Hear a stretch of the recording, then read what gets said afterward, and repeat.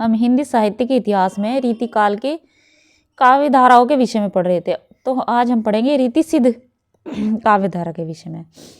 रीतिकाल के वे कवि जिनके द्वारा लक्षण ग्रंथ तो नहीं लिखे गए, परंतु उनमें उल्लेखित नियमों का पालन करते हुए रचना मतलब काव्य रचना की गई, उन्हें रीति सिद्ध कवि कहा जाता है। मतलब जिन्होंने लक्षण ग्रंथ तो लिखे नहीं, लेकिन नियमों का पालन करके कविताएं लिखी थी, काव्य रचना की, तो ऐसे कवियों को रीति सिद्ध कवि कहा गया। रीति सिद्ध काव्य मानसिकता के स्तर पर रीतिबद्ध काव्य के समान है। मतलब मानसिकता के अगर स्तर की बात करें तो ये रीतिबद्ध काव्य की तरह ही है। इस काव्य धारा के कवियों ने काव्य शास्त्र के सिद्धांत या लक्षण प्रस्तुत नहीं किए हैं, केवल कविताएं लिखी हैं। पर ये कविताएं वस्तुतः काव्य शास्त्रीय लक्षणों को ध्यान में रखकर ही लिखी गई हैं। ठीक है, मतलब ध्यान में रखकर लिखी गई हैं, इन्होंने लक्षण ग्रंथ नहीं लिखे हैं बस। रीति जहाँ स्वतः सिद्ध हो गई है, लक्षणों ग्रंथों की रचना नहीं करने पर भी रीतिबद्ध काव्य की बंधी हुई परिपाटी में इनकी आस्था अवश्य थी। ठीक है, मतलब एक तरीके से रीतिबद्ध का प्रभाव था इनके ऊपर।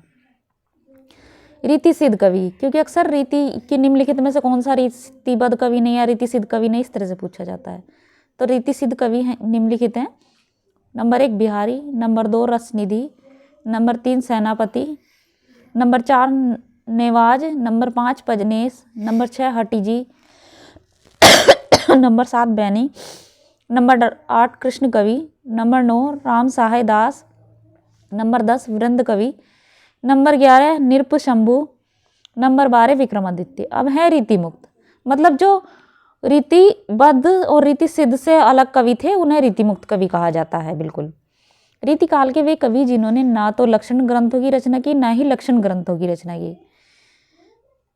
मतलब ये बात दोबारा से रिपीट हो गई है यहाँ पर कि मतलब वे जिन्होंने न तो लक्षण ग्रंथों की रचना की, न लक्षण ग्रंथों की परंपरा का पालन किया, मतलब ना ही उनके ग्रंथ लिखे और ना ही उनकी परंपरा का पालन किया, अपितु अपनी स्वतंत्र मनोवृत्ति के आधार पर काव्य रचना की।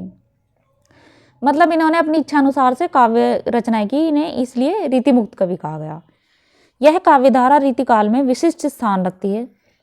परिवेश में इस धारा के कवि भी दरबारी हैं, मतलब दरबार में रहकर ही इन्होंने कविताएं लिखी हैं, लेकिन इन्होंने रीतिवाद की काव्यगत रूढ़ियों को नहीं माना। मतलब रहकर दरबार में ही रचनाएं की, लेकिन रूढ़ियों को उनको नहीं माना इन्होंने रीतिकाल की।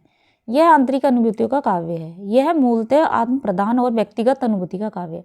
मतलब यह आत्म प्रधान और व्यक्तिगत एक तरीके से काव्य है रीति मुक्त।